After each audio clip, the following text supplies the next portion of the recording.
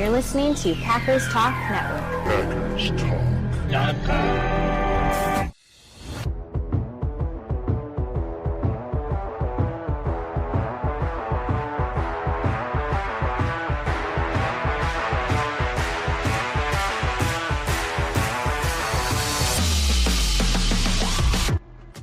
Welcome to the Packers Weekly Podcast, part of PackersTalk.com network.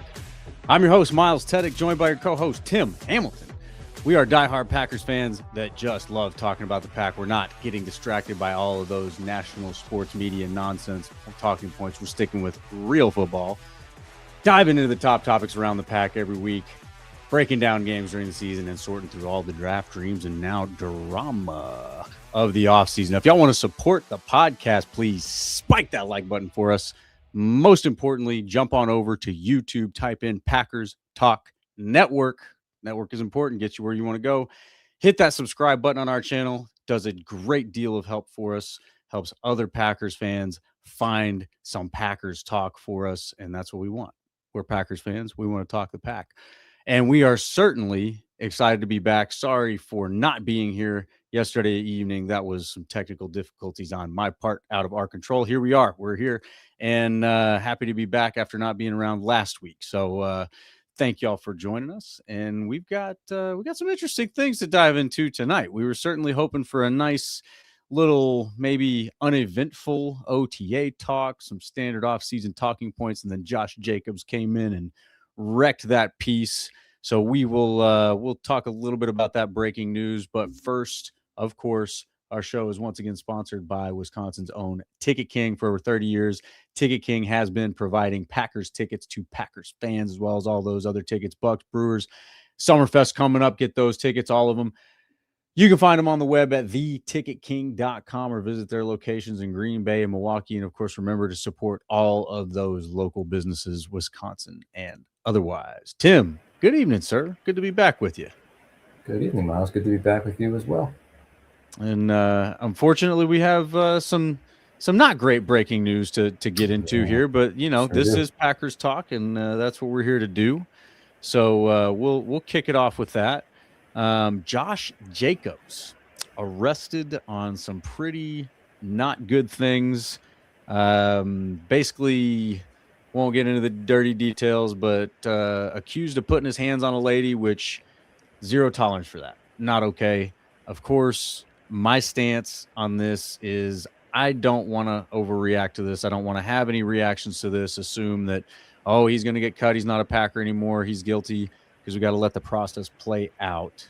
But if he is guilty, this is it, man. Josh Jacobs will not be a Packer. I mean, the Packers don't have tolerance for this kind of stuff. Other teams might if they're able to skate the line with whatever the league hands down. But certainly does not look good for Josh Jacobs. Have you seen any other details? No, I mean, just the charges against him. Everybody puts out a statement which really doesn't say anything, from his attorney and his agent, just saying that he denies it and wait for all the evidence to come out. And then, of course, the Packers and the NFL put out a statement just saying they are aware of the charges, which is basically nothing. Why even make that comment? But yeah, I'm with you. I don't want to jump too far ahead of it because there's more details to emerge, and we've seen, sometimes stuff like this happens, and not all of it turns out to be true. But if what he did is true, what he was arrested for, he did, then he deserves to be in prison. He's done. He deserves to be in prison. We're not even talking football here. For sure. So I don't think the Packers are going to wait a real long time for answers on this stuff. I'm sure they know a lot of the details already. They're not going to say that, but Green Bay is not a huge town. They have their own security team who probably has very good connections to the police department. They didn't just find out about this at 4 or 5 o'clock this afternoon like the rest of us did. They knew this was coming down. They probably know details of it, and I would think it might not be super fast that there's some sort of action by the Packers, but I said I would think within the next few weeks if they believe any of this stuff to be true, they're going to release him. They'll be moving on. He won't be a Packer.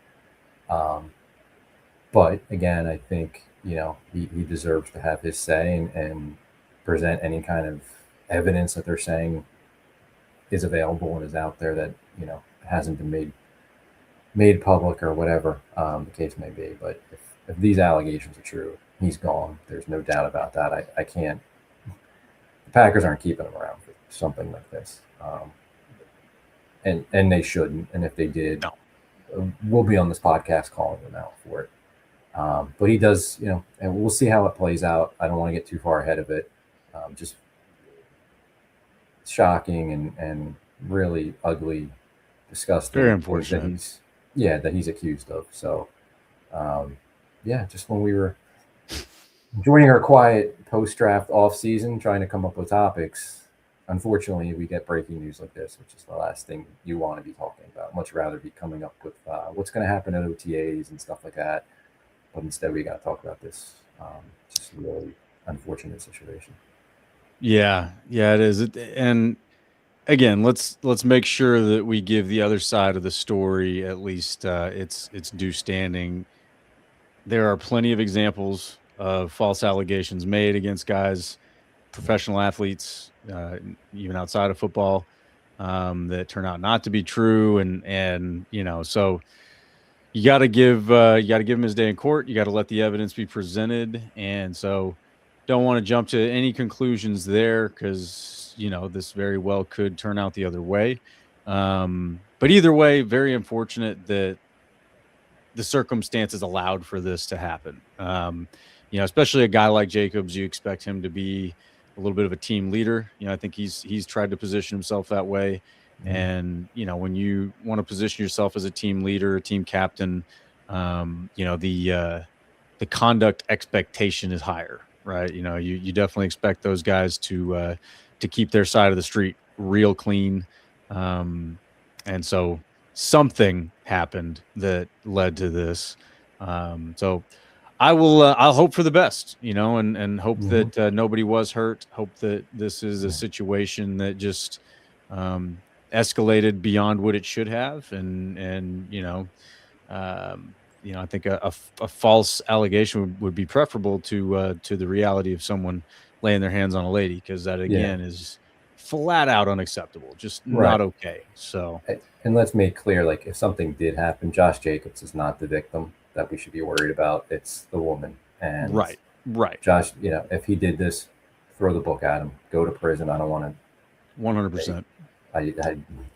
There's no defense for any of that. So thoughts with the victim of this situation. So for sure. So, but yeah, so this definitely kind of throws a little bit of a wrench into some of what we're going to talk about tonight. Because again, 7 questions that will decide their season.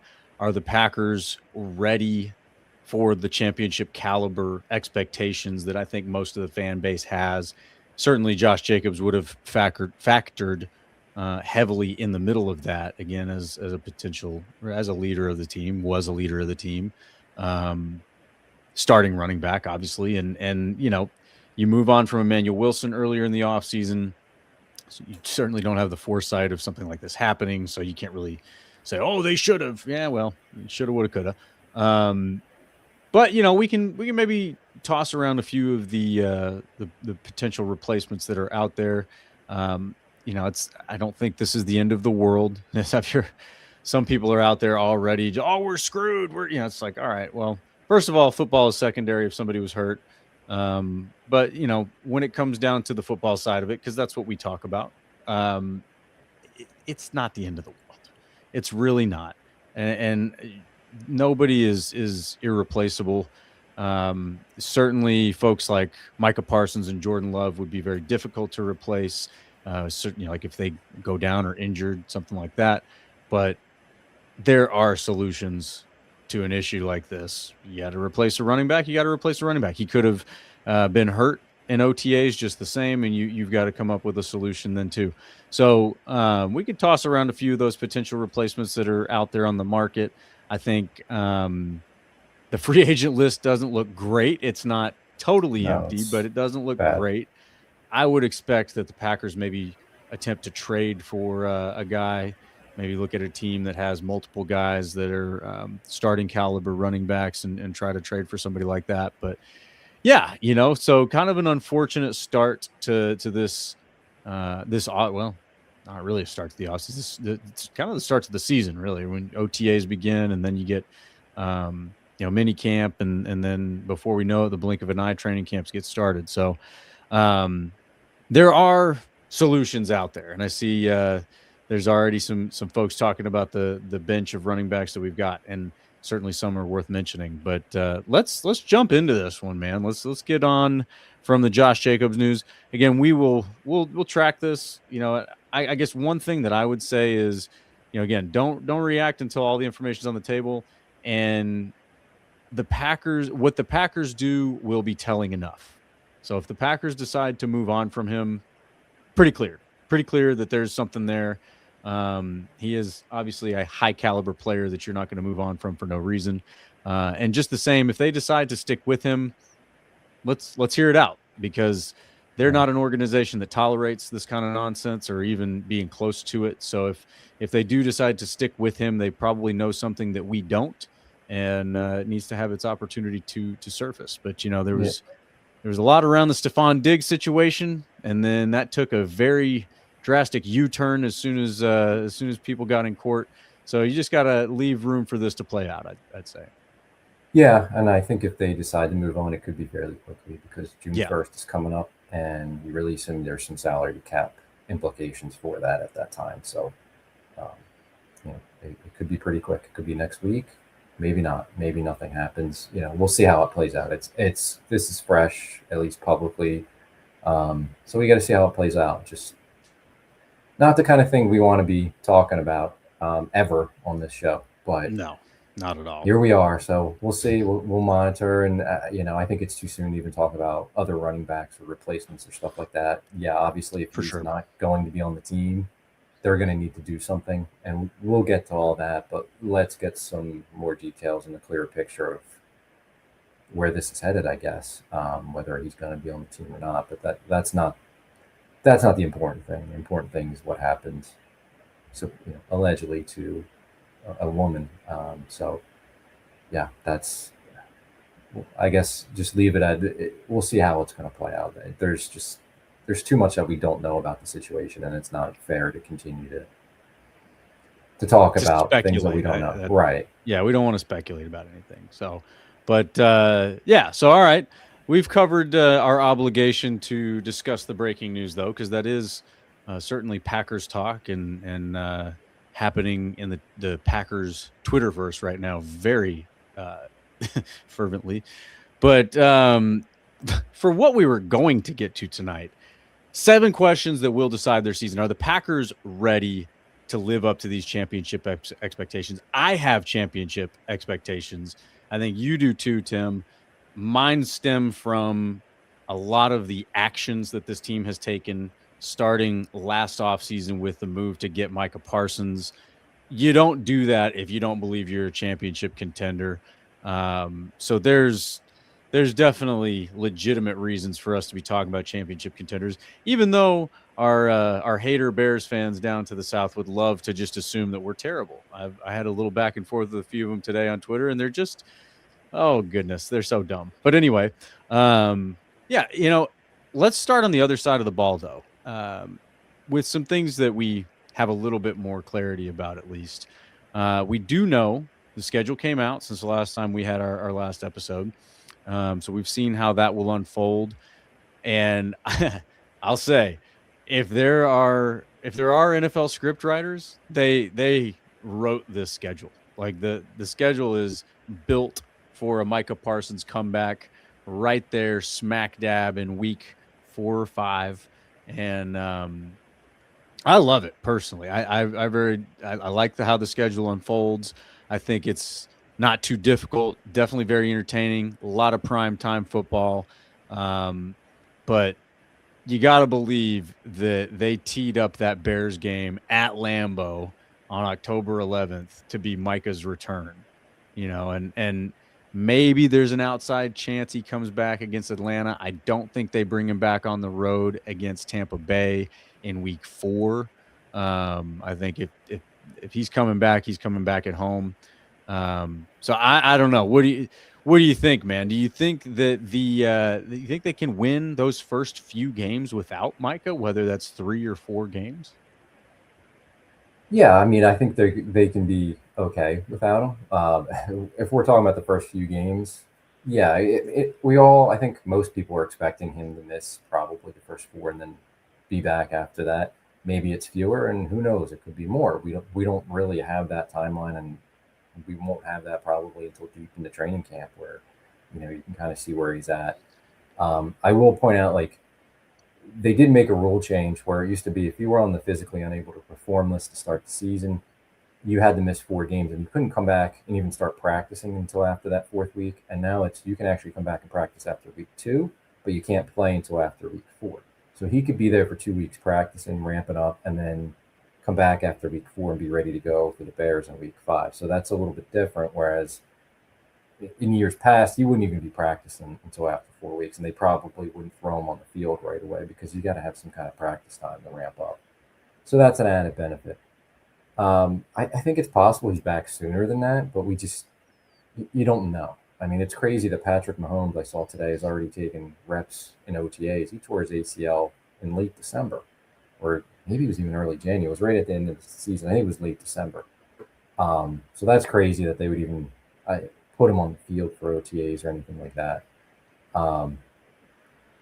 I think it's possible, though. We know the Packers are a little more conservative, and they, the huge investment in Parsons, they want to be sure they don't want to, take any risks with it. So to say 4 weeks, and then he's back for that Bears game. He's certainly going to be back by week 6 for the Cowboys. He ain't missing that game. But I think the Bears game is probably the one to be looking at. So can they win without him for those first 4 weeks? You got at Minnesota, at the Jets, home Falcons on a short week, and at Tampa. It's not the worst schedule. I don't think it's incredibly easy or something like that, like some people were saying when the schedule came out. But yeah, I mean, they can get through that 3-1. I don't see why not. There's going to be challenges, but I think they have enough talent to get through that without him. And I think it starts. We're going to talk defense first, but I think it's going to start. Their offense is going to have to score some points. Their offense is going to have to be ready to go and produce from week 1, because the defense, not only not going to have Parsons for however many games to begin the season, but you're also starting with a new defensive coordinator, a new scheme. That's going to take some time to really get everybody comfortable with it and figure out how they're going to use the pieces that they have on defense. So, yeah, I think to answer the question, can they win early without Micah? Yeah, absolutely. I think that should be the expectations. But 4-0 might be a little too much. It's possible, but I think they can be all right. I think they can survive and keep themselves above water until he comes back. Yeah, you said 3-1. I agree with 3-1. I look at that, and I'm not sure exactly which one is the one you drop, but there's room to drop one. The opening up on the road against the Vikings is not it's a gimme. It's not going to be easy. No. Yeah, that's not an easy one that you can just chalk down as a W right off the bat, but certainly winnable. I think that the Vikings are in a bit of a step back year now. They have overperformed, I think, in the last few years. Certainly the Sam Darnold year was pretty much a pretty impressive anomaly. Brian Flores running that defense, you can't rule him out of any game. It's going to be tough, but they don't have a ton of talent on that defense. I look at that. I do see a defense that you should be able to put some points up on, and they've got a good offense. We'll see what Kyler Murray can do at quarterback. Yeah, he is. He's a big kind of a joker card. You're not sure what to expect there, but at his best, look out. I mean, when he's at his best and he's got Justin Jefferson to throw to, that's going to be a tough offense to stop. But then you got questions on the O-line. There's certainly questions, and at his worst, Kyler Murray obviously didn't work out in Arizona. So, there's definitely room for him not to be at his best, certainly in a new team and a new scheme. So it'll be very interesting to see what you get there. But I don't, I'm not going to sit here and chalk that up as an automatic W. It should be a winnable game, maybe a close, tough one on the road. The Jets, I mean, it's the Jets. I don't want to hear anybody tell me that the Jets are any good until we actually see it. Then I'm not sure I'll believe it then either. But the Jets are the Jets. You should win that game. The Falcons could be tough, but you've got your home opener there. It's a primetime game. That one you should win. Not from a X's and O's perspective or a talent perspective, but you should win that game because it's your home opener. It's in prime time. I just don't lose that game, Matt LaFleur. Don't lose that game. Find a way to win that game. Could be a tough one. I could see them definitely going on the road to Tampa Bay and losing that game. That's Tampa Bay is going to be a tough team. But yeah, I'd say 3-1 is a very fair prediction for those first few games. And then I got a bug buzzing around here. Sorry, guys. I don't want to be distracting, but this thing is killing me. And then, yeah, like we discussed, the Bears and the Cowboys, back-to-back games there at Lambeau. The 3:30 game against the Bears, probably America's game of the week. And then prime time against the Cowboys on Sunday night. That's such a beautiful 2-game stretch right there. You get Micah back. I would like to believe against the Bears. If not, you've got to have him back against the Cowboys. There's no way he misses that game. No. So yeah, if we're breaking it down to the next 4 there, going into going kind of into the meat of the season in October, you've got 3 out of 4 games at home. Like you said, Bears, Cowboys. You're going to be at Lions and then back home against the Panthers. I really like that stretch, man. I'm a big fan of that stretch of games. It's not a given 4-0 for sure. Those are going to be some tough games, but man, you got to win that Bears game. You got it. That's a revenge energy game. Well, if we both agree Mike is back for that, then if you're answering the question, can they win early without Micah? Yes, you're on board with that as well, right? Of course. No, I mean once Micah's back, this team is full steam ahead. And we saw it last season and we talked about it last season. And, this is the tough thing with Bears fans in the offseason. They just love that they won those games. They refuse to acknowledge that they were on the ropes and should have lost those games. And they don't want to hear it about Micah. Oh, injuries. Yeah, listen, when you don't have the best player on your defense on the field, it's different. And anytime that they were without Brian Urlacher or, insert their best defensive player on the field, they're going to have an asterisk next to that game. So I get it. They haven't won a lot of games against the Packers, so they've got to really cherish those games that they got last season. But that's where I feel like there is some hardcore revenge energy going into these games. Not just this one in October, but that one in December as well. Christmas Day against the Bears in Chicago. Yeah, I'm pretty pumped for that, for Micah's return. And I think once Micah's back, I mean, yeah, you've got to believe it's just Super Bowl or bust. I mean, the way that they looked before he got injured last season, obviously Tucker Kraft as well, they just looked unstoppable. So I can't wait to see that. But I think that they can at least – they're going to show up. They're going to contend. They're going to, the offense should not be impacted by Micah's absence. And even the defense. It's not like Micah's the only good player they've got on the defense. They filled some holes that they had, obviously, with cornerback with St. Juste and Brandon Cisse coming in. You got Zaire Franklin coming in, and he's talking some good game in some of these interviews that he's doing about, the tandem of he and Cooper. So I'm pretty excited about that. And, we're hearing a little bit of chatter out there about Josh Sweat, and I don't want to necessarily speculate about the Packers trading for him, but I want to highlight his overwhelming interest in the Packers trading for him because of his relationship with Gannon. He's really got a strong relationship with Gannon. He really he believes in him. And Hargrave was the same way. We haven't had that, right? And obviously Hafley was different. He was a little bit lesser known of a commodity. Joe Barry, Joe Barry was Joe Barry. You didn't have guys going, I got to go play for that guy. I got to go play for that guy. Trade me to play for Joe Barry.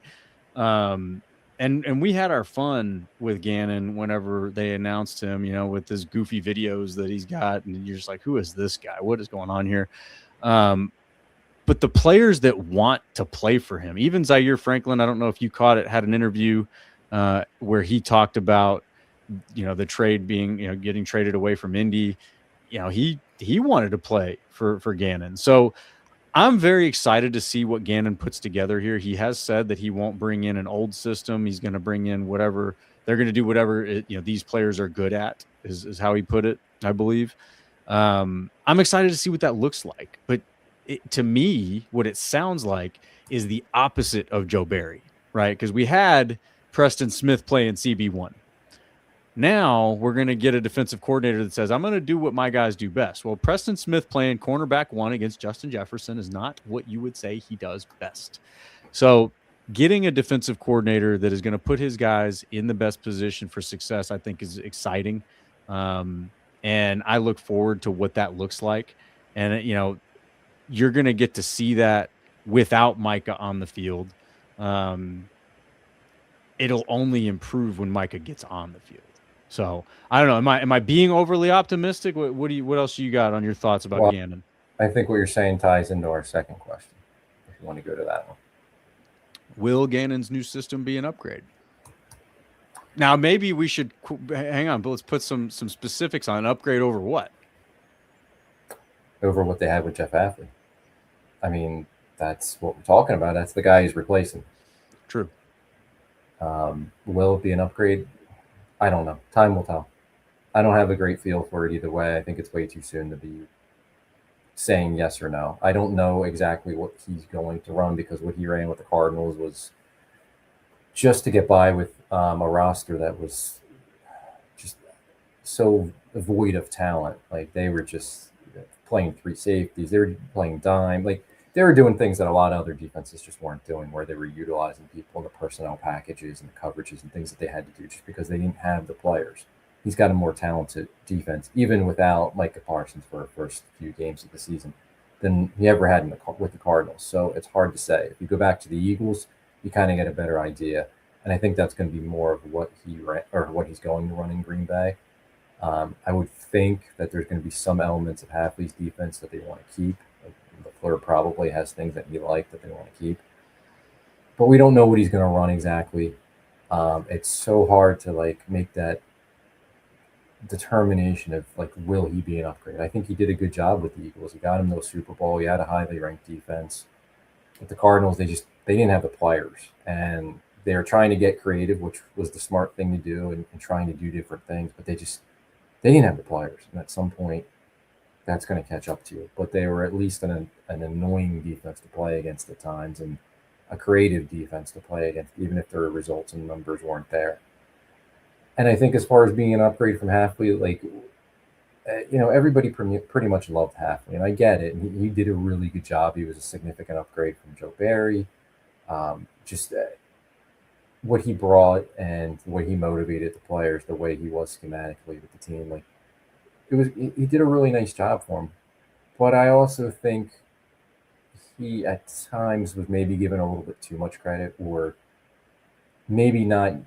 He didn't have, Matt LaFleur is getting blamed for everything last season, every mistake and all the failures of the team in the fourth quarter and down the stretch. It was everything's Matt LaFleur, the offense. And it was what did Jeff Hafley do to get some stops in the fourth quarter of those games? What was his defense doing? That is a fair question. And I know they lost Mike and they lost Devontae Wyatt and huge pieces. You got to have the players at some point. But when Baltimore's running it down his throat, there was no answer. Maybe that's a personnel thing. They weren't big enough to stop the running game. But you knew that Baltimore was going to come into that game running the ball at you down your throat. And the blown fourth quarters, at some point, you got to get stopped, right? And it can't just be, we don't have Micah Parsons. Well, then if you're a one-player defense, then I guess you're not that good. I guess my point is, I think Hafley did a really nice job, and he was a clear upgrade from what they had the previous 3 years at defensive coordinator. But I don't think he's this like he's not prime Fritz Shermer, winning Super Bowl. He's not Vic Fangio or Spagnolo or what he's done with defenses. Like I think sometimes his contributions and his results got a little too far out there, maybe because he was better than Joe Barry, and he was really good when he spoke to the media and people like that. But like I don't know. I think at times the defense let him down. And again, like I like him as a coach. I think he did a good job, but I don't think it's for Gannon to take a step with this defense from where Hafley went. I don't think it's like this wild and crazy, like, there's no way they could possibly do that. There's no way they're going to get better from Hafley. Like, I think they can do it. I think they're capable of doing it. Whether they do or not, I'm not ready to make that, guarantee or anything right now. But I think Hafley just always kind of escaped the criticisms and the blame, and at times like it was deserved. Like I felt like last year watching their defense was like, man, if Micah doesn't make a play, like what are they doing? Like nobody else can, but they weren't like doing anything schematically to help the other guys at times. So I guess to answer the question, will it be an upgrade? Possibly. I don't think it's a far-fetched or like a too high of a mountain to climb. Like I think you can do it, and I think there's I think they made improvements as far as personnel goes to the defense this offseason, and that's going to help. So time will tell. It would be my answer for that, but I think it's possible. I really do, and the unknown is those. Obviously, like what's Gannon going to run? How's he going to utilize his personnel? We're not going to have an answer on that for a while. No, I mean, we'll get inklings of that throughout the offseason. We'll see some things here and there, guy maybe, at this position and that position. But you really are not going to get to see that until game 1, week 1, not even in the preseason. Preseason's always going to be vanilla. You're going to play basic packages. You're not going to blitz. You're going to basically hide your playbook from film. So, yeah, we won't be able to fully answer that until the real games get started. But I do think, I agree with you that it's not some impossibility that this could be an upgrade over what was going on with Hafley, because you do have to wonder how reliant Hafley was on the playmakers making plays, because even before Micah, the year before, Xavier McKinney was on a tear with interceptions. He was doing a great job back there. And you had a lot of playmakers making plays, which is great. I mean, that's, as a defensive coordinator, that's your job, to get those guys in position and enable them to do their job the best they can. So, we definitely loved Hafley for that. But I think that there is a little bit of a low bar syndrome there where Joe Barry was just that bad, where it's like, all right, well, better is great. Better is great. And now I do, just based on what we've gotten like a morsel from him, right? We've gotten one press conference, and he said he's going to do what his guys do best. And if guys aren't good at something, we're not going to do it. It does seem like they're leaning towards a 3-4, at least having the personnel for that, the way that they've geared up. So yeah, I do. I think that there's a shot at that. We'll have to see, but we'll get a good answer to that early on because they don't have Micah. Having Micah in there, I think probably hides some things, so you'll get a chance to see how good they are without that game record that Micah is. And then on the other side of that, you get to see, all right, like give him the most fun defensive toy you can give him in the NFL and see what he does with it there. I have confidence he'll know what to do and how to use these players.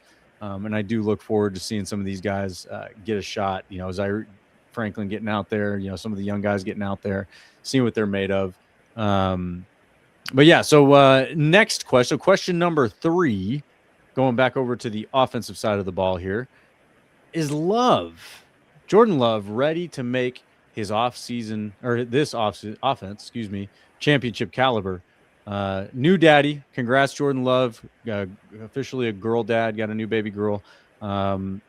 He's got that, like, that dad fire in him now, right? Like, he's going to take that next step, and he's got to defend his baby, so he's got to go win a championship, right? Like, that's where I'm at. Dad strength. Yeah. Go win it for the new girl. Exactly. I think he's ready. I think Jordan Love's ready, but is the rest of the team, is the rest of the offense ready? That's the question. I don't think it's Jordan Love I don't question Jordan Love really. Like I think I know this debate I guess was going around recently online. And, yeah, he's a top quarterback. However you want to rank him, he's one of the top guys in the Yeah, NFL. he is. I think he's ready. I think they gotta let him cook more. I think you gotta let him sling it around, and maybe with potential changes at running back that we talked about earlier, more is going to be put on his shoulders down the line. We'll see. But regardless of who's running the ball for him, they need to let Jordan Love have more control of it in the passing game than they did last season. Like there were too many instances in games where they got conservative, where it was too run heavy and the run just wasn't working. They have no problem with running the ball a lot, but if you're pounding it and you're running into a wall over and over again, it doesn't make sense to keep doing it. And I thought there were times where they could have just put the ball in Jordan Love's hands and let him go out there and try to win the game for you. And they don't do that enough. So will they open it up? Will they, put more in Jordan's plate this year? That's the question to me. I think he's ready to handle it. I have confidence that he can handle it. So, like, to me, the questions about the offense, and we're going to get into a couple of them, and I think these next few that we're going to go over tie into it. But like the questions on offense to me, Jordan Love is not about Jordan Love. He's not. Yeah, he's not the question. I have confidence. I think he can do it. It's other pieces and other players and coaches around him that I have some questions about, but it's not the quarterback. Yeah, I agree with that. I think that he's definitely a top 10 quarterback. I think this year he will force his way into that top 5 conversation. He's just, when you watch him, and people love to be box score watchers or whatever the vanity stat may be. When you watch him play football, he's got talent. He's got good arm talent. He makes good decisions. My thing is, a quarterback is made by the decisions that they make. It's not the most talented arm that makes for the best quarterback. I mean, Tom Brady is one of the best in history. And as far as his arm talent goes, I don't even know if we're talking about him at all, right? You're talking about Tom Brady for the decisions that he made and how well he ran the system in New England. And, obviously we've got a bias with old Aaron Rodgers, who you probably could talk about as one of the most talented arms in the history of the NFL. But again, it was the decisions that he made that I think really separated him and how he used that arm talent. I think Jordan Love is right up there with him. As far as he's got all the arm talent you need. He makes great decisions. He makes the offensive coordinator look smarter than he is sometimes. And to your point, you've just got to give the guy more keys to the car. Like, you got to stop, get the governor off of this thing, get the bumpers off the lanes, whatever analogy you want to use. Give this guy the freedom that he needs to run this thing and see what he does. Cause I think that he's going to turn some heads and really take this thing to the next level. But yeah, I agree. I don't think that this offense is limited by Jordan Love in any way, shape, or form. But moving on to another character in the offense, and this one is one that I do believe is a bit of a key, is Watson, the player that unlocks the offense. So I'll lead off here. I think what we've seen in recent years with Watson, even early on his rookie year when Rodgers was running things, when he's on the field, the offense gets called differently. When he's on the field, the offense gets called differently. LaFleur calls the offense completely differently. He uses him in ways as a decoy. We've used him to take deep, DBs back and take them out of the middle, take safeties deep. You've used him in jet sweeps to get linebackers to show and to move their feet. So there's a lot of ways that they're able to open up the offense when Watson is in the game. Obviously, being healthy and being available is the best ability. When he got back last season and he stayed healthy, even after taking a pretty good lick in the Broncos game, he was able to come back. I really felt like he turned a page, just from a toughness perspective. And I believe that he is a player that truly unlocks this offense when he's on the field. If they can keep him healthy all season, this offense is going to look different than it has since LaFleur's been here. Yeah, I could see that. I think he's a guy. If we get a healthy full season out of Christian Watson, he certainly can add things to the offense that nobody else on the rosters can add or is capable of doing. And we saw that last year when he came back from his injury coming off the ACL from the season before. So yeah, I agree with you. I think he's fully capable of doing that because the way he can attack the full football field, the way his speed can just unlock the top of the defense, open up things for other players, make the plays down the field that he's capable of making. But then he can also, and I think he showed improvement in this last year, but he can also get open in the intermediate and shorter areas of the field. And I think he's shown improvement of that. He can continue that improvement, continue being like the complete receiver that we've seen flashes of. Yeah, then he's definitely capable of unlocking the offense. But I'd also say I think Tucker Kraft can unlock the offense. For sure. Tucker Kraft. For sure. I think Matthew Golden, maybe not at the level of Watson or Kraft, but I think Matthew Golden taking a big jump this year can open up a lot of things for the offense as well.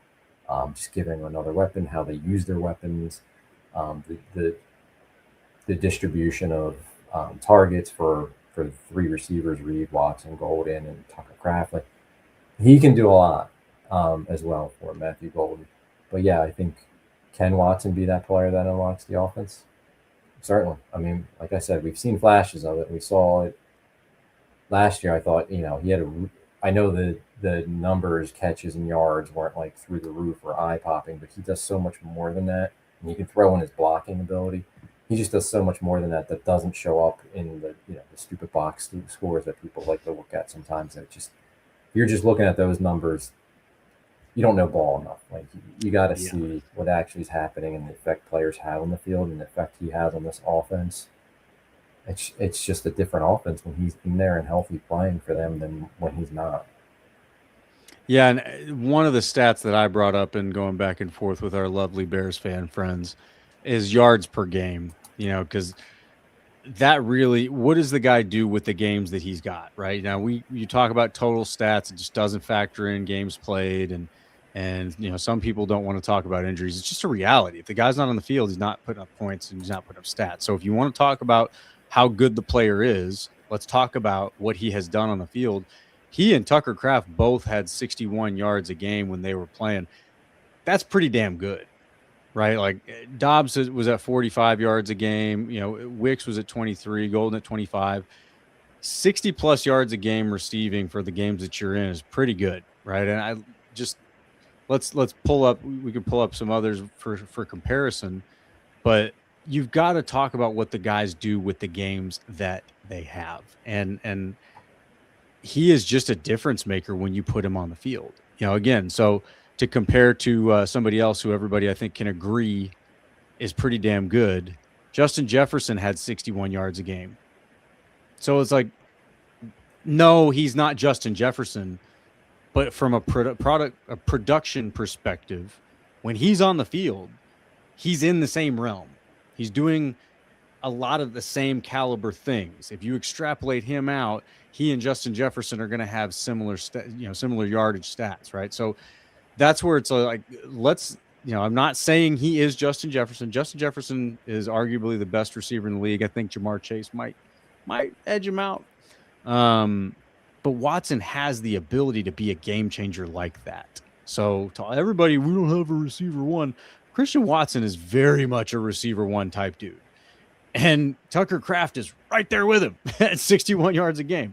That's pretty damn good. So, yes, I believe that that Christian Watson is definitely a player that can unlock this offense when he's on the field. He is a problem that the defense has to account for. They have to.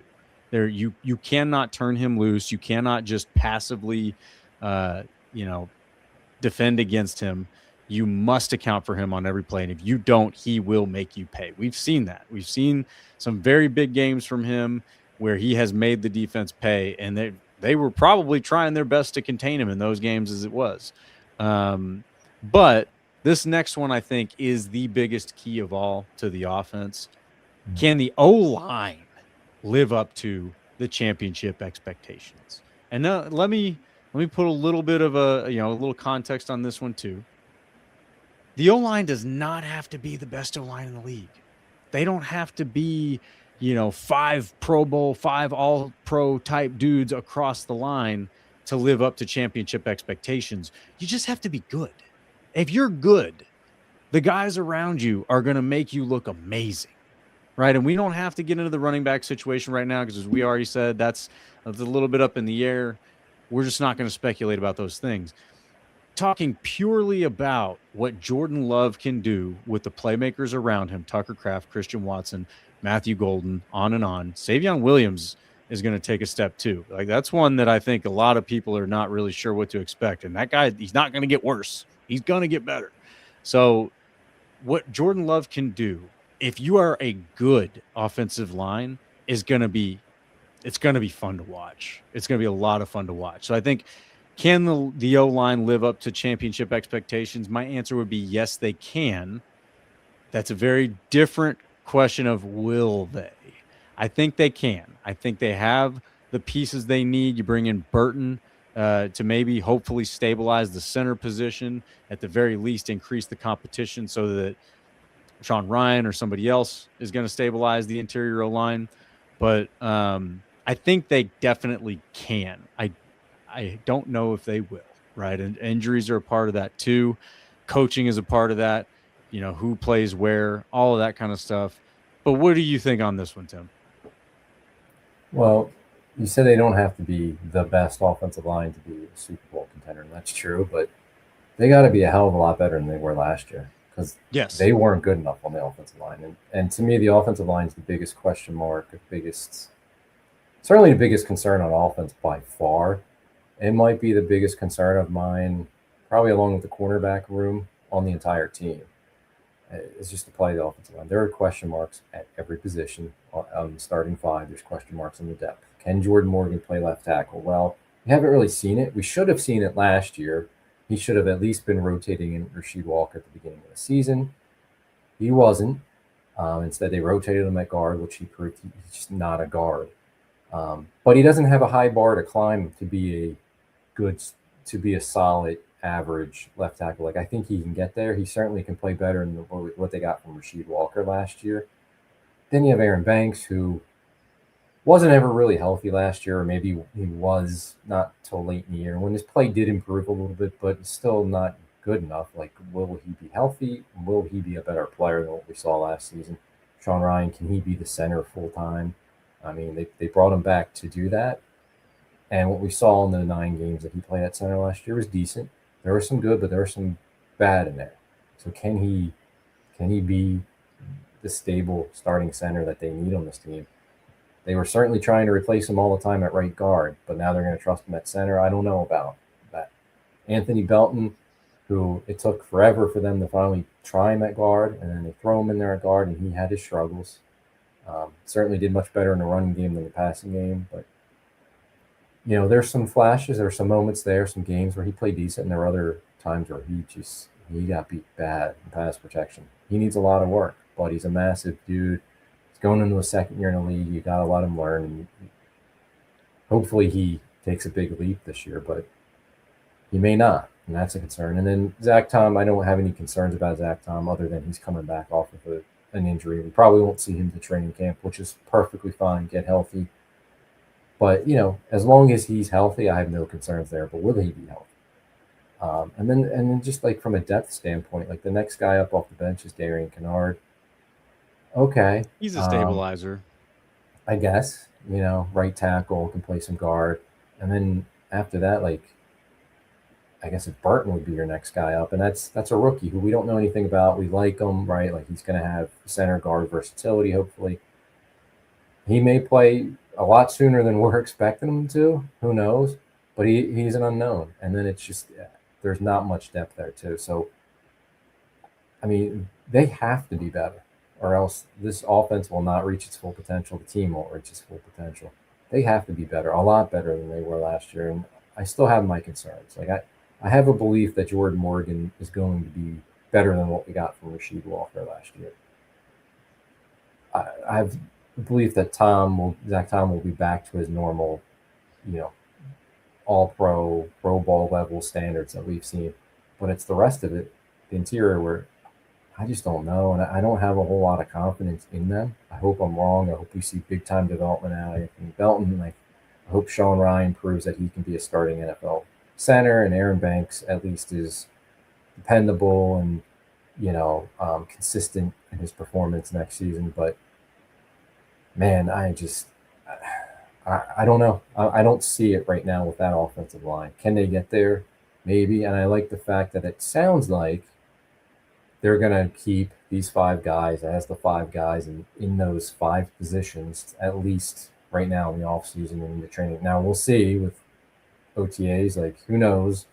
Anthony Belton could be at left tackle and Morgan could be at guard, and they can have all these guys moving around. Like, and that's going to drive me nuts. Just let these guys play the 5 position or 4 positions, because Tom's not going to be taking part in OTAs or anything. But like, let the other 4 just stabilize at their positions. Yes, you want versatility, that's great, but like, let them be good at their positions, right? So I think that's a good sign. At least that's what the talk has been, that they're going to let these guys kind of try to gel at their positions and grow there. There's hope there, but yeah, to me, the offensive line is still a big concern on this team. Yeah, it is a concern. I mean, it has to be a concern because again, they weren't good enough last year. And honestly, I think that Jordan Love covered up and Josh Jacobs, for that matter, covered up a lot of what was not good, right? Like, they made up for it so that it looked better than it was. Jordan Love was able to get out of the pocket, was able to make throws in time. Josh Jacobs was able to break tackles and get out of the backfield maybe when he probably shouldn't have. So yeah, they're definitely, they were hidden. They were nicely hidden by other playmakers. But that's why I also feel like if you can be good, say above average. We got our friend R. Showers here says it's almost irrational that the O-line is going to be better than average. I don't think that's true. I don't agree with that. Right. It's also the Packers' inability to get the most out of what should be ascending players is very much in doubt too. I could argue with that, but I understand your point. I don't think it's irrational to think that they are going to be better than average. I mean, you have one of them is a absolute all-pro when he's playing in Zach Tom. So that's better than average. The rest of them would have to be atrocious for them to not be better than average. That also doesn't give any room for Sean Ryan to be a stabilizer, which he was far from the worst center in the league last year when he was playing. He wasn't great, but he was not terrible. He wasn't the liability that we've seen other people be at center. Belton was a rookie. You got to give him a chance to not be a rookie and to be better than that. So, he's gotten a little bit of his rookie rust out of the way and shaken some of that off. So, there are things where it's like, you've got to be able to expect these guys to be better than they were last season. And Tom was fighting injuries. We knew that. So there's all of these things add up. And, I haven't even touched on Jordan Morgan in that equation, but Jordan Morgan, you give him a chance to be just a left tackle, should be pretty good. Right. I think it's fair to say he could be better than average. Right. Which, again, better than average is just there's 16 teams. He's got to be better than 16 guys, which I don't think that's a stretch. It's a tough league in the O-line. Like, it's not like O-linemen are just out there. Right. They're tough to find. The good ones are tough to find. And there's some teams that are not good at it at all. So that's where I would push back on that. I don't think it's irrational to think the O-line could be better than average. But they don't have to be much better than average. You don't have to be a top 5 offensive line for this team to be championship caliber. You probably don't even have to be a top 10. If you're a top 15 offensive line in the league this year, you're all right. You're going to be all right because Jordan Love is going to make you look better than you are. Insert running back will hopefully make you look better than you are. Chris Brooks is a hell of a pass protector. He's helping that offensive line look better than they are. Tucker Kraft is going to contribute to that. So it's not like you're just reduced to those 5 guys and whatever they can do. I really like Burton. I mean, obviously we can't speculate about what he's going to do as a rookie. We got to see how this goes. I do like him, though. I think that he's going to be a good player, a good contributor. I'm looking forward to seeing how that goes. But yeah, I think, again, back to the question, can they live up to championship expectations? Yes, I think they can. I think the question is, will they? That is hard to answer right now. But they have the talent to do it. And Banks is another one. It's like, look, we saw what they did with Hobbs. Hobbs was bad. They got rid of Hobbs. Banks was bad. They didn't get rid of Banks. Now, is that a money decision, or is that a decision saying, like, look, we know why he was bad last season. We don't expect that to be a problem this season? Could be. It could be. You have to leave room for that. I don't think that they are in the business of not figuring this problem out. It does seem like they've hinted at being more consistent with the offensive line positioning. I really believe that alone makes this unit better than they were last year, which gives them a chance to be better than average. So that's where I would, put that. I mean, I'm certainly an optimistic Packers fan. There's no doubt about that. I'm far from the most pessimistic, but yeah, they are a big factor in this thing. Because if the O-line's not good, it doesn't matter how many receivers you've got, whether we've got 4 receiver ones or no receiver ones, you can't get the ball to him. It doesn't matter. And if Jordan Love is running for his life and timing is off, and Matt LaFleur is trying to compensate with that or for that with play calling, it's gonna be a mess. So the O-line is definitely, in my opinion, probably the number one key to this offense living up to championship expectations. Yeah, so let's shift into this next one, because one of these guys might be in this topic. So which rookie must be an immediate contributor in your opinion? Oh, you changed it. Okay. So you're gonna go rookies only. So I thought rookies only. Yeah. I didn't. I left some room for young guys. Let's leave that. Which rookie? Well, let me go back just real quick, because I was thinking young player. My young player would be Jordan Morgan. And fair enough. I see that. Fair enough.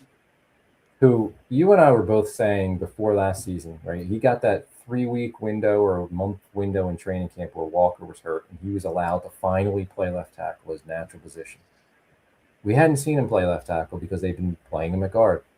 And he was damn good throughout the preseason training camp and got better each week throughout training camp at left tackle. To the point where you and I were saying going into the season, are we going to see a rotation at left tackle like they've done at other positions?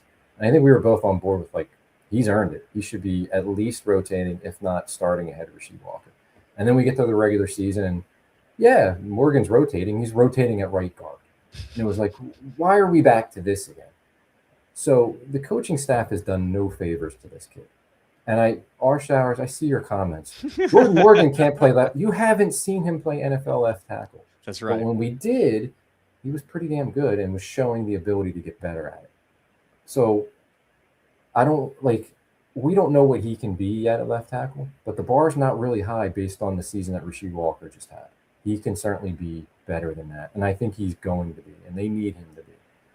So, before everybody starts bashing Morgan, we've actually never seen him allowed to play his position in NFL games. Why he was never – the rotation should have started week 1 last season.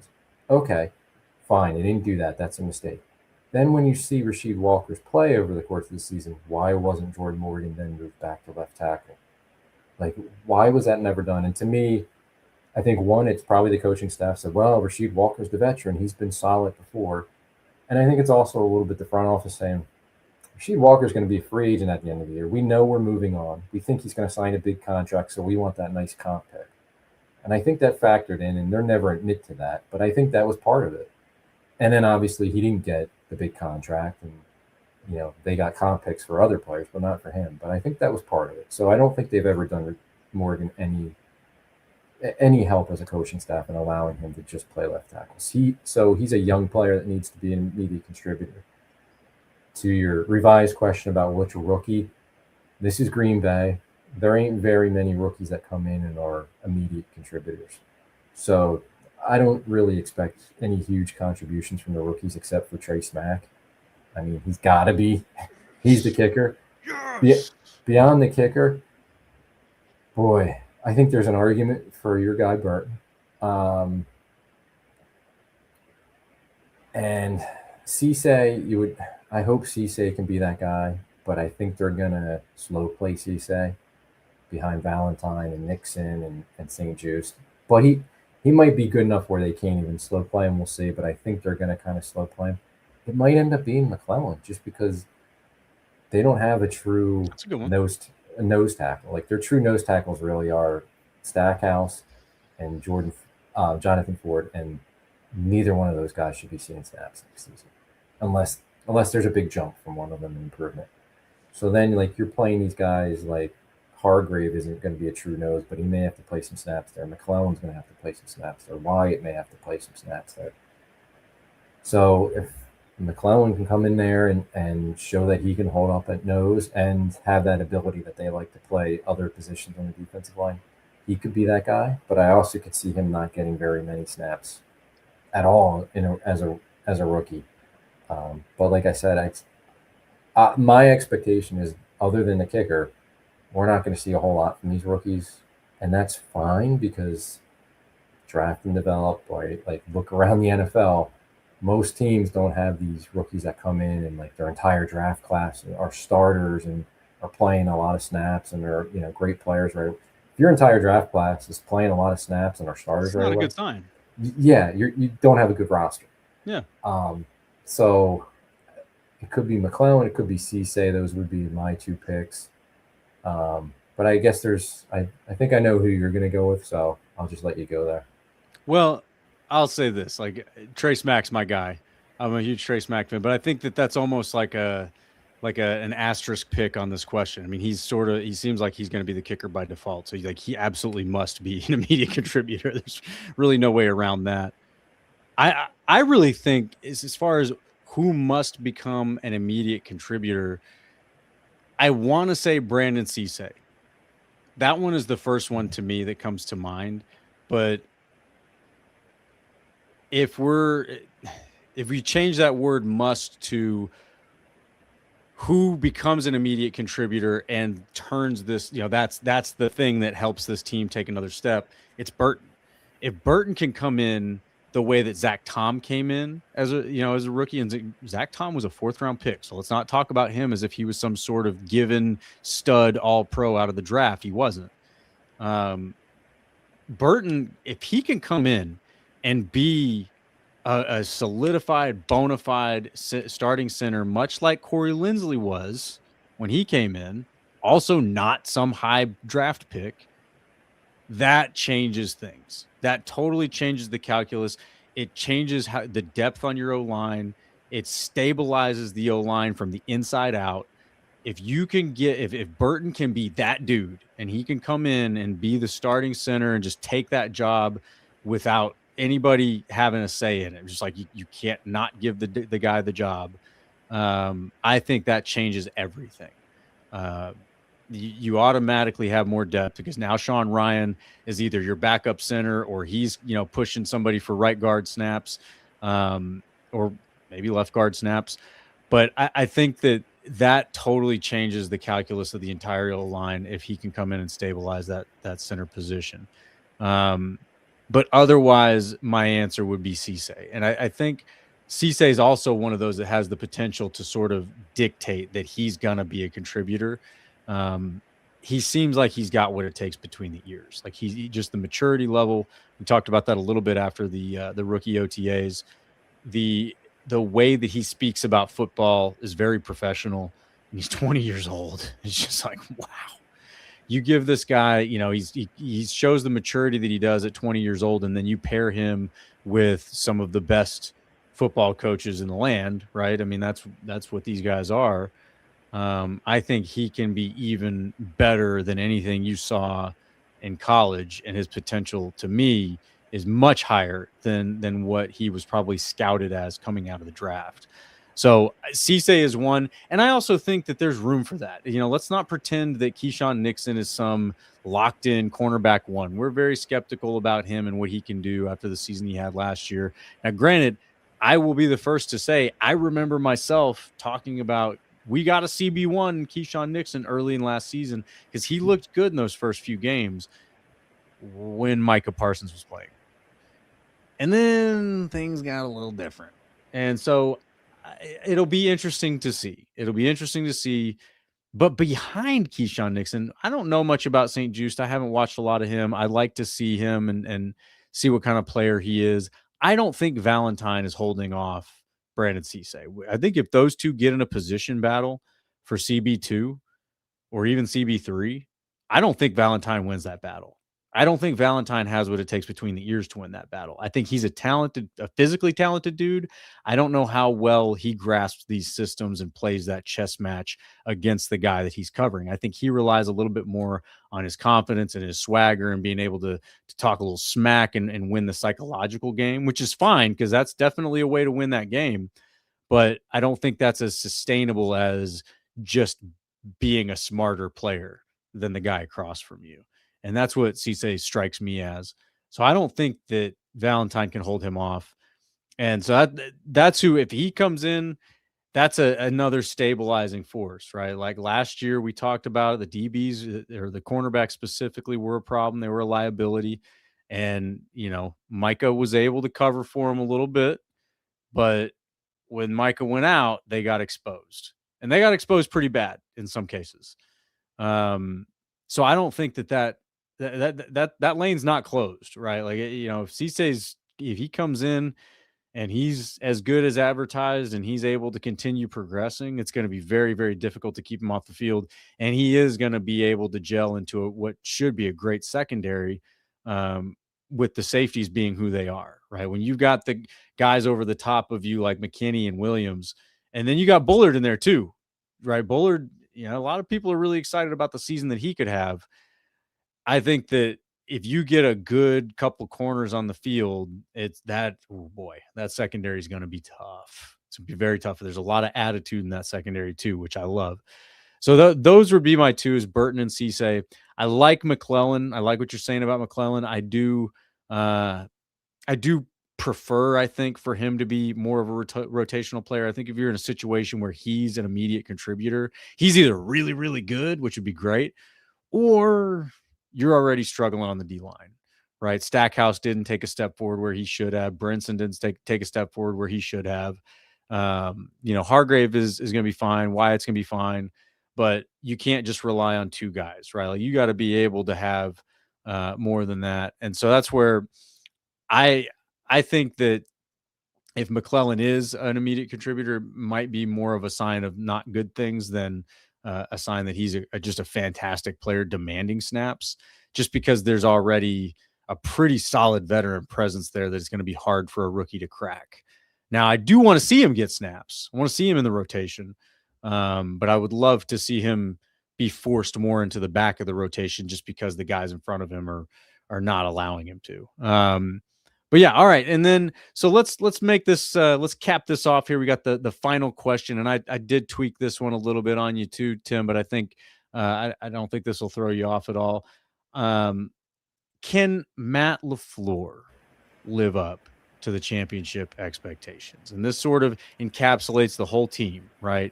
And that was originally the question. Can the team live up to the expectations? But I think Matt LaFleur is who that falls on. And we talked a little bit about, Halfley probably should have taken more blame than he did for some of those late game collapses, because certainly he didn't stop the bleeding when he, could have, should have, and that was on him to do that.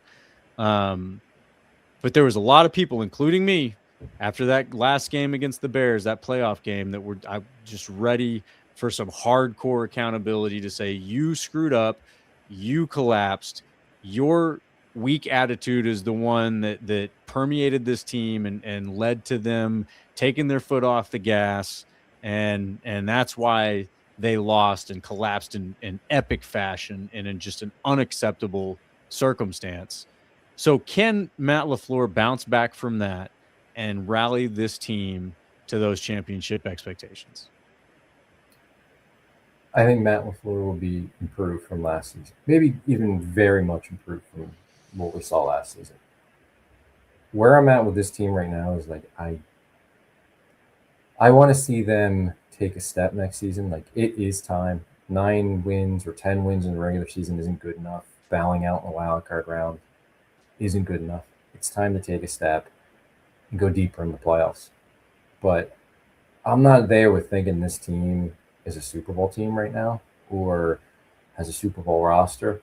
Like, I'm not there yet. Maybe that'll change when we get to see them on the field, we get to see them in training camp, preseason, how the roster shakes out, how other teams' rosters shake out, get a better feel for things. But my expectation is like it is time to go deeper in the playoffs, whatever that ends up being. But like losing in the wild card round isn't going to be good enough. Just barely getting into the playoffs isn't going to be good enough anymore.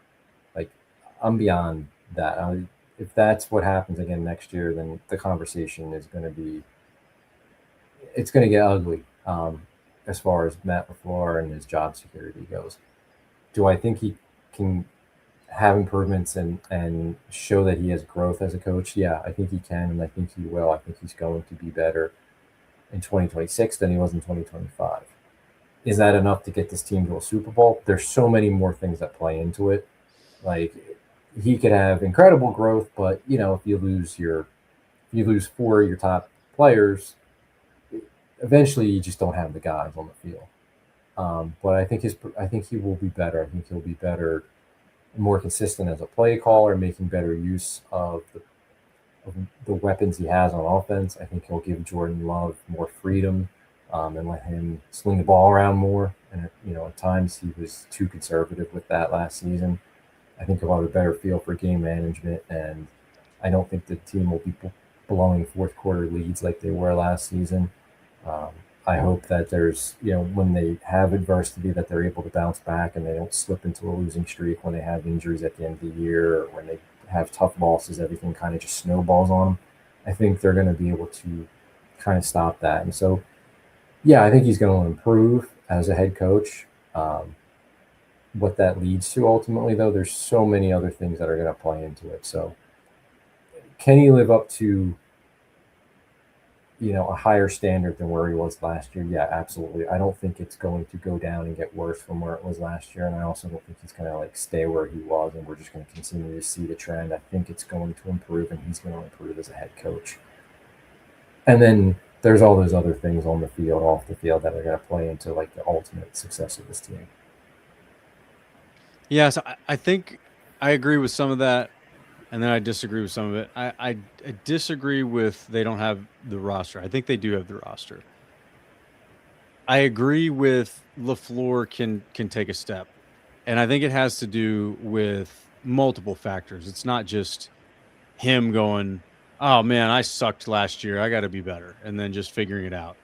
I think, and let me throw one of these questions up here from our buddy R. Showers. So what would lead you to believe MLF is in any way flexible and capable of change? One big thing. Rich Bisaccia is gone. And that, I think Rich Bisaccia was a massive crutch for LaFleur. I think that allowed LaFleur to stick his head in the offensive room, or even just the quarterback room, and pretend that he's not the head coach, especially when came accountability time. And that was in several different ways. One, I don't know that LaFleur was able to hold Hafley accountable. So when it came down to those late game collapses, before you got to the Bears playoff game, the other four that they had, I don't think there was a conversation between him and Hafley that was tough. And there needs to be, right? Yes, certainly there were some unfortunate circumstances that happened, and it's not all Hafley's fault. And we, as fans, certainly didn't blame Hafley for as much as we probably should have. I don't think LaFleur had any tough conversations with him. I think those two were buddies, and I think that they liked being buddies. And I think when it came time to do some of the head coaching jobs, LaFleur handed that over to Bisaccia. And I give a shout out to Pete Bukowski again.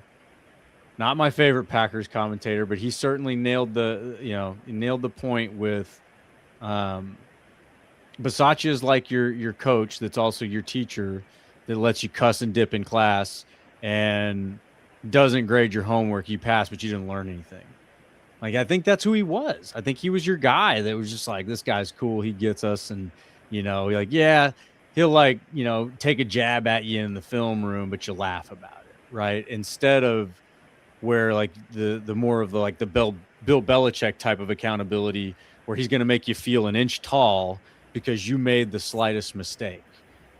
You need that. You need that jerk in the room, to put you on film in front of the whole team and say, look at this idiot. Look what he did. Are you kidding me? This is ridiculous. Do you know how to play football? Like you need that jerk to make the people who make these costly mistakes feel an inch tall and go, I don't ever want that to happen again. Never want that to happen again. I'm not going to be that guy. Like being the running back who fumbled and getting pulled, like that was Bill Belichick's way, right? If you fumbled, it didn't matter who you were. You're coming out the game, man. You didn't have that. Bisaccia is gone. That crutch is gone. And so I think that you're going to find out one way or another, whether it's good or bad, what it's like when LaFleur has to be that guy. And I think LaFleur knows that he has to be that guy now. He may not have wanted to be that guy before, but now he has to be. And now you've got Gannon in there. And Gannon's not necessarily your buddy, right? It's not like they've been bros going back. Like they don't know each other. And I wouldn't say that they're very similar personalities. I think that that's a situation where you have someone you can hold accountable. And so I look forward to seeing what that looks like. I won't say that I think that it will work, but we're going to find out, right? You're not going to get the same brand of Matt LaFleur that you had last season because he doesn't have that crutch anymore. There's two of them, right? He doesn't have Halfley and he doesn't have Bisaccia. So those two things changing is going to force Matt LaFleur to change, whether it's for the better or the worse. We're going to find out. So I think at the end of the day, there's part of it. There's the roster part of it where I do believe they have a championship caliber roster. So you have your Jordan Loves, your Micah Parsons, your Xavier McKinney's, your Zaire Franklins and Coopers and all these guys that are leaders, that are great players, elite players that are going to self-govern. There's going to be some self-governing that happens there that LaFleur is not going to have to worry about. So he has that luxury, which he did not have when he started as the head coach of the Packers, right? Like when he came in, there was a little bit of a, like, you have to like rein in the youngest team in the league. You have to manage this personality in Aaron Rodgers and make this work. And he did that. Now it's a whole different brand of leadership that he's got to apply. And so I really think that you're going to find out. And again, I don't know if that's for the better or the worse, but it's going to be different. So I look forward to that. I hope that he is able to hold guys accountable. And I think that there's going to be some of that he knows he has to do, because I think that was part of the conversation with Ed Policy. When Policy came along and decided to extend LaFleur and say, you're our guy, I think there was some of that to say, dude, you have to hold people accountable. Okay, Bisaccia is gone. Halfley's gone. You're bringing in new guys for this. Like, you're the head coach, man. You're not the quarterback's coach. You're not the offensive coordinator. You're the head coach. Be the head coach. And so we're going to get to see that. I think that I'd like to see it work. I'll say this. Maybe this is a bold take. I don't think you'll see the late game collapses that we saw last year. Whether that leads to more wins and more playoff wins or not, I don't know. I don't think you'll see the collapses that you saw. I just don't think anybody in that building wants that to ever happen again, because that makes you sick. It makes us fans sick. It definitely made them sick. They weren't just cool with it. I can promise you that. So that's where I would say we're going to find out. And I am glad about that, because I don't think last year, hindsight being what it is, I don't think we had a chance at that last year, because you already had those guys in place. We were putting our anger in different places. I was highly critical of Stenavich, when that was convenient. Still not sure about that whole thing. But again, you've got not the youngest roster in the league anymore. At least maybe it is on paper, but you've got a lot of experience in your roster now. Hopefully we don't have to put as much attention on Stenavich as we did in the past. But the point being is, I think LaFleur's in a place where he has to hold people accountable. Whether he's good at that or not, we're going to find out. And if he's not, no, they can't live up to the championship expectations. You're going to be disappointed, because a lack of accountability is eventually going to bite them in the butt, whether that's in the, not getting to the playoffs, whether it's in the wild card round, whether it's in the divisional round, or it's a heartbreaking loss in the NFC Championship, like we've seen way too many times in Green Bay. If there is a lack of accountability, it will show, it will be painful, and they will not be a championship team. That's just the facts. So whether you believe he can do it or not, I see some pessimism there in the chat. That's fine.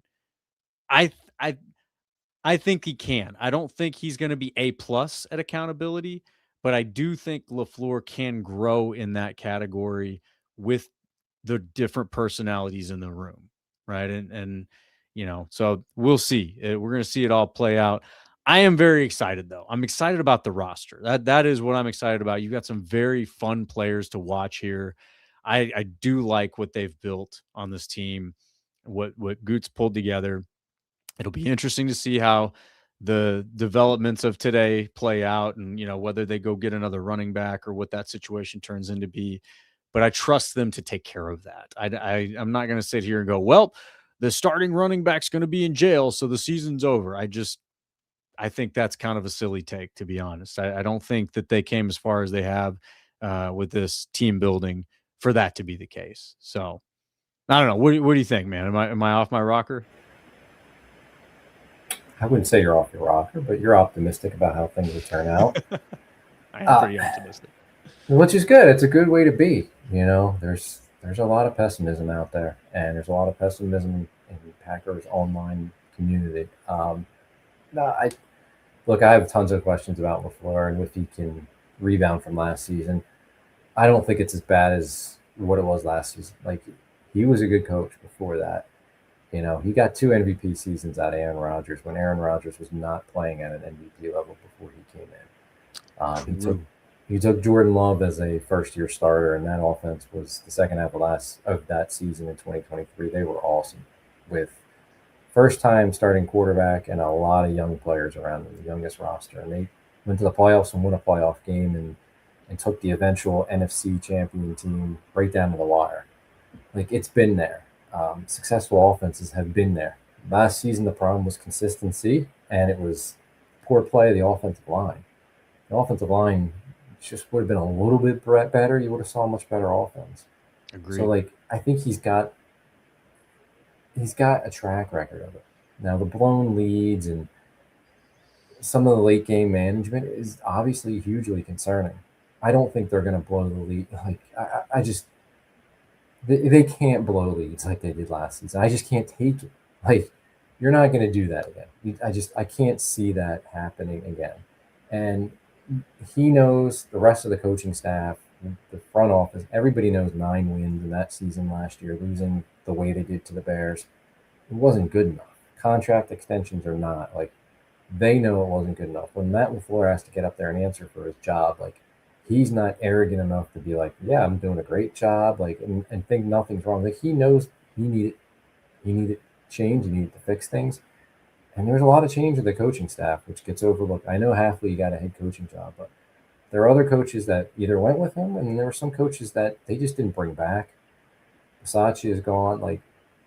So he is making adjustments, and I think he's going to learn from the mistakes he made last year. Is he going to be the best head coach in the NFL? No. Are there still going to be times where we all complain about him?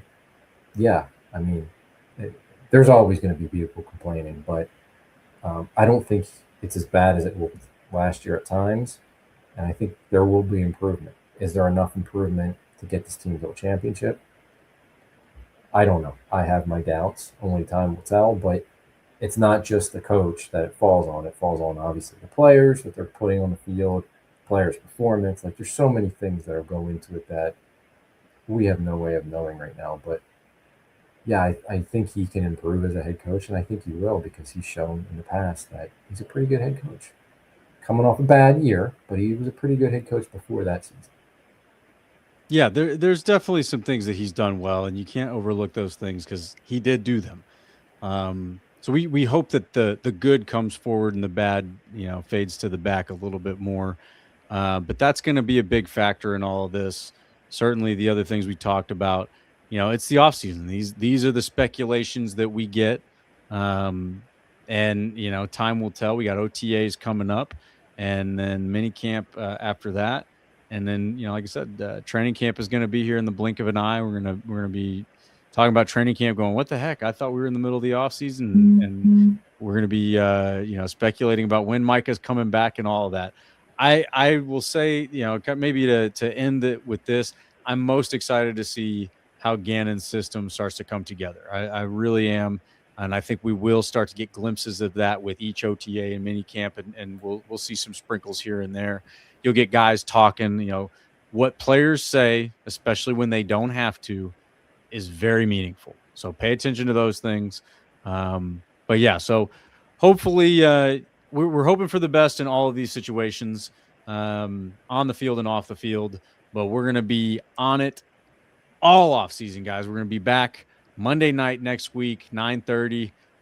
Hopefully all of the technical issues I have had are out of the way and otherwise. We're going to be with you guys throughout the rest of the off season, talking all this Packers talk and making our way towards this 2026 Packers season. Cannot wait for it. If y'all enjoyed this episode, please spike that like button for us right now. Help us find some new Packers fans out there. Bring your friend next time, even if they're maybe an NFC North fan. We love talking a little trash to our rival fans. Let them know how dumb they are. But most of all, if you guys really love listening to the Pack Weekly Pod, check out the Packers Talk Network YouTube channel. We got some other great podcasts on that channel as well. Always talking Pack, having a good time with you guys. And like I said, we will be back next Monday night, 9:30 p.m. Central, streaming live. And as always, go